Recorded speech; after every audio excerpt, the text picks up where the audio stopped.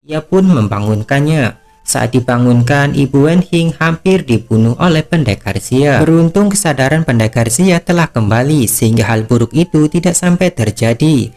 Setelah kejadian tersebut, perilaku pendekar Xia semakin baik terhadap Ibu Wenhing. Akhirnya, mereka berdua pun menaruh hati satu sama lain. Hingga pada suatu hari, ayah Ibu Wenhing datang untuk menyelamatkannya bersama dua pendekar bayaran. Wenhing pun keluar untuk menyaksikan pertarungan tersebut. Di sini ia sedih karena permusuhan antara keluarga Wen dan keluarga Xia terus berlanjut. Ia pun berteriak kepada ayahnya. Setelah mendengar teriakan itu, ayahnya pun semakin bersemangat untuk membebaskan Ibu Wenhing.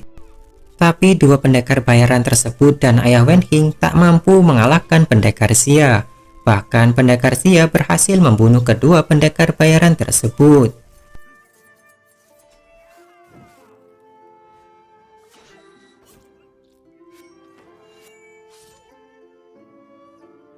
Saat ayahnya akan dilukai, Wenyi memohon kepada pendekar Xia untuk melepaskannya.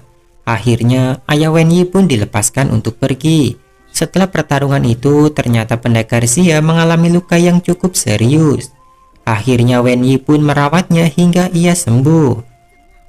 Melihat kebaikan Wenyi saat merawat dirinya yang tengah terluka, pendekar Xia pun berjanji akan mengantarkannya pulang saat dirinya telah sembuh sepenuhnya. Ia juga memberikan tusuk konde yang terbuat dari emas sebagai tanda cinta terhadap Wenyi. Setelah mengantarnya pulang ke rumah, pendekar Xia terus menemani Wenyi.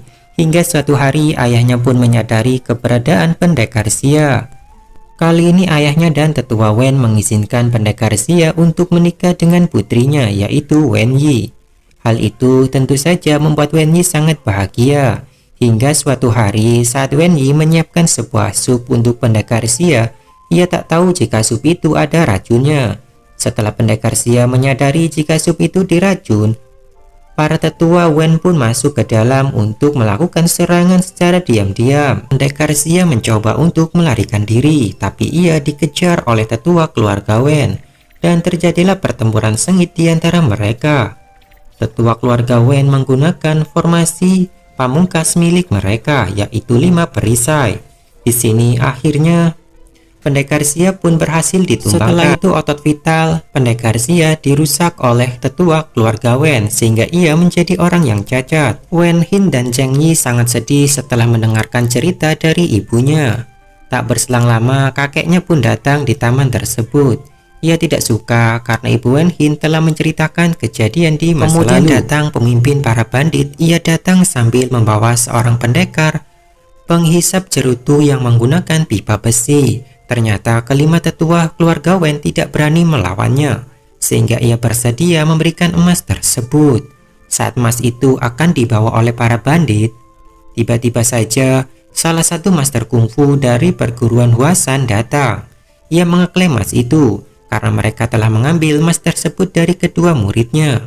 Salah satu muridnya pun mencoba mengalahkan pendekar tersebut, tapi ia dengan mudah dikalahkan. Kemudian Zheng Yi mencoba melawan pendekar tersebut, dan ia berhasil mengalahkannya serta mengambil beberapa biji besi tersebut. Setelah itu, pendekar itu tak terima dan menyerangnya menggunakan jurus rahasia. Di luar dugaan, Zheng Yi berhasil menahan jurus itu. Kemudian Zheng Yi menggunakan jurus itu untuk mengalahkan pendekar penghisap pipa cerutu. Setelah itu, ia pun pergi karena malu telah dikalahkan. Saat master kungfu perguruan Huasan ingin mengambil emas itu, 5 tetua keluarga Wen memberi syarat, yaitu mereka harus mengalahkan formasi perisai mereka. Jika berhasil, maka semua emas itu akan diberikan. Master perguruan Huasan memberitahu Zheng Yi jika mereka harus mengumpulkan keempat master yang lain untuk mengalahkan formasi perisai tersebut. Tapi karena tak punya banyak waktu, Zheng Yi pun memutuskan untuk maju seorang diri. Wen Hin memberitahu ibunya jika Zheng Yi ingin melawan 5 tetua yang menggunakan 5 formasi perisai. Mendengar hal itu, ibunya khawatir karena dulu pendekar Xia gagal saat melawan formasi tersebut.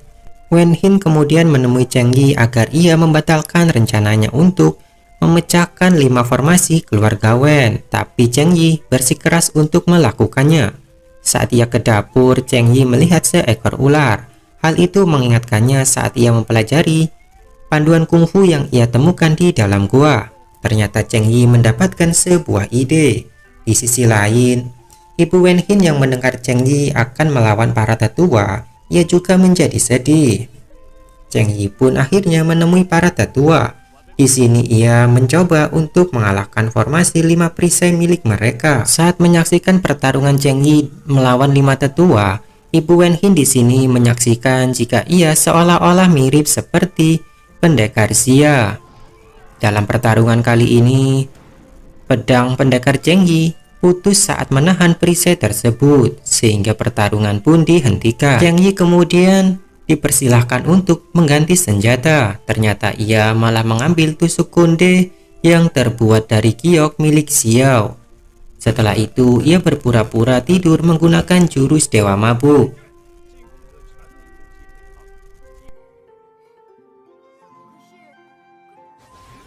Kali ini Cheng Yi berhasil mengalahkan kelima tetua keluarga Wen. Ia berhasil menotok keempat tetua keluarga Wen dan hanya menyisakan 1 orang. Akhirnya, keluarga Wen pun menyerah dan mengakui kekalahan. Mereka pun memberikan emas tersebut kepada Cheng Yi. Sebelum Cheng Yi pergi, ia meminta agar Cheng Yi membebaskan totokan dari keempat saudaranya. Cheng Yi memberi syarat agar dirinya membagikan beras terhadap penduduk sekitar. Karena tak ada pilihan, ia pun melakukan perintah tersebut. Kemudian Cheng Yi pun menepati janjinya untuk melepaskan totokan dari 4 saudaranya. Setelah itu, Cheng Yi berpesan agar mereka tak menggunakan kungfu dalam waktu yang cukup lama untuk memulihkan kesehatannya.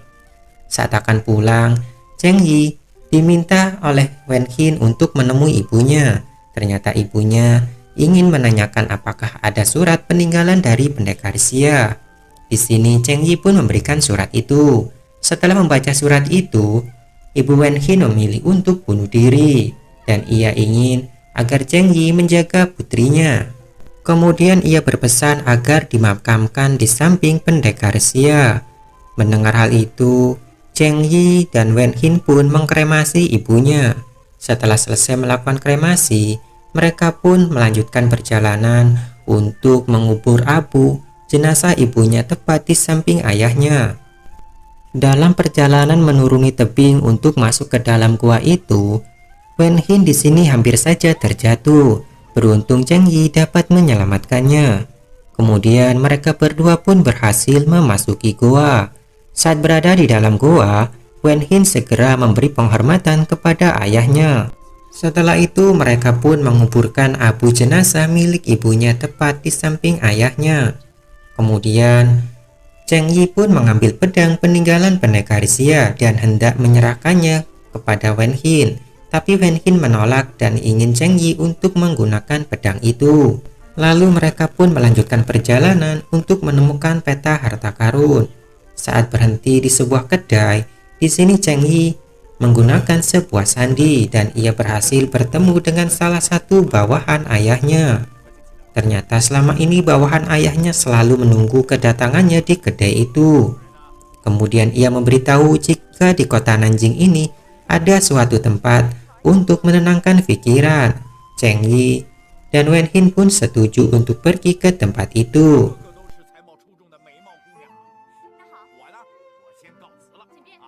Saat sedang menikmati pertunjukan yang ada di sana, tiba-tiba saja ada seorang pria yang mengganggu mereka. Ternyata pria itu keponakan salah satu bangsawan di kota Nanjing. Kemudian wanita yang ada di perahu itu menghampiri pria tersebut dan ia berhasil menghajarnya. Setelah itu terjadilah keributan di tempat itu. Saat akan kembali ke penginapan, wanita tersebut diikuti banyak orang. Ternyata mereka semua adalah pengawal pribadinya. Wanita ini adalah putri dari Kaisar Dinasti Ming. Sementara itu Wen Hin dan Cheng Yi yang ingin kembali penginapan, ia dihadang oleh pria yang membuat kerusuhan tadi. Di sini Wen Hin pun mengajak pria itu untuk bermain bersamanya. Saat ia diajak ke tempat sepi, Di sini Wen Hin menghabisi pria tersebut. Cheng Yi yang menyaksikan hal itu, ia tidak senang dengan perilaku dari Wen Hin. Setelah kejadian itu, Wen Hin pun meminta maaf kepada Cheng Yi dan berjanji tak akan mengulangi hal itu. Saat akan kembali, Cheng Yi dari kejauhan menyaksikan para pendekar yang sedang berkumpul dan tengah membahas suatu rencana. Cheng Yi yang penasaran tentang rencana mereka, ia pun memutuskan untuk segera kembali ke penginapan. Keesokan harinya, Cheng Yi dan Wen Hin pun mendatangi acara pertemuan itu. Ternyata para pendekar yang diundang tersebut diminta untuk membantunya melakukan balas dendam atas kematian salah satu saudaranya beberapa tahun yang lalu. Para pendekar yang hadir pun setuju untuk membantunya. Terlihat ada begitu banyak pendekar yang menghadiri acara tersebut. Chen He dan Wen Hin pun terus memantau situasi. Tak lama kemudian utusan pendekar dari sekte Huasan juga datang menghadiri acara pertemuan tersebut. Cheng Yi yang melihat hal itu, ia menyadari jika mereka adalah murid dari salah satu master yang ada di perguruan Huasan. Kemudian utusan dari Naga Emas menghadiri acara itu dan meminta para tamu untuk menghadiri perjamuan yang akan dilakukan keesokan harinya.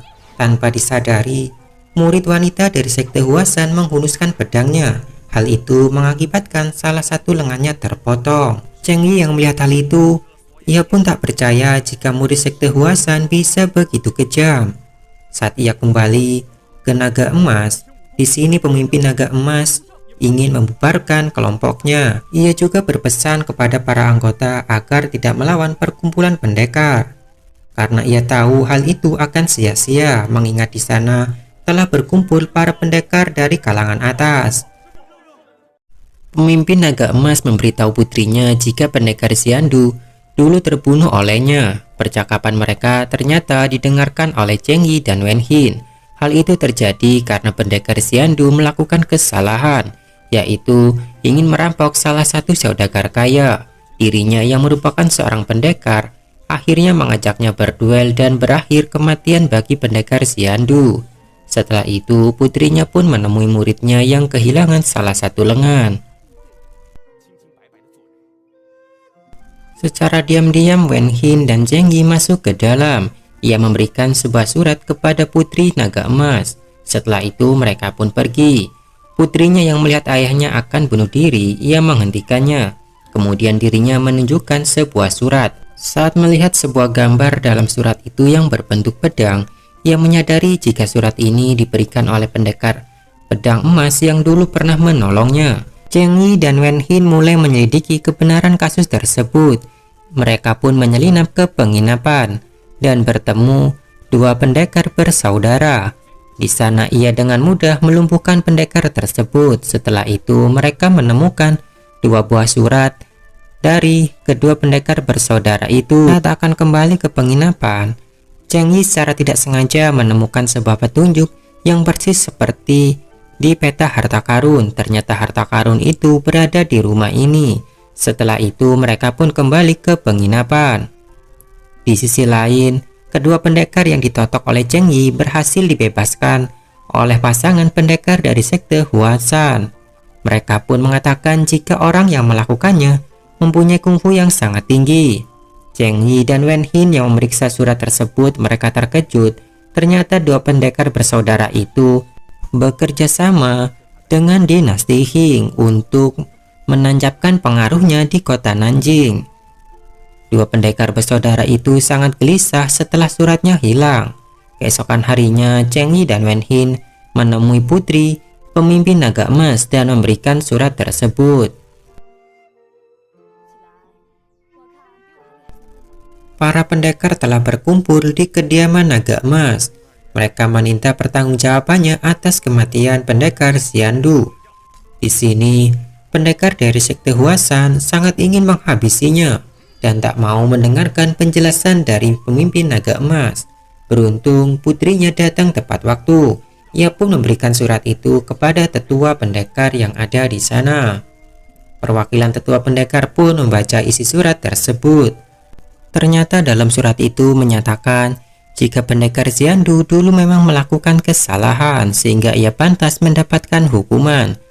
Tapi pendekar dari sekte Huasan merobek surat itu. Ia tak percaya dan menuduh jika pemimpin naga emas memalsukan surat tersebut, sehingga putrinya pun melakukan serangan. Tapi ia bukan tandingan dari pendekar sekte Huasan. Ia dengan mudah dikalahkan. Saat ayahnya akan bunuh diri, di sini Cheng Yi menolongnya. Ia melemparkan sebuah tusuk konde yang terbuat dari emas. Mereka semua pun terkejut mengetahui pendekar naga emas masih hidup. Setelah itu, Cheng Yi pun membelanya, tapi di sini pendekar wanita dari sekte Huasan melakukan serangan. Cheng Yi pun mengalahkannya dengan mudah.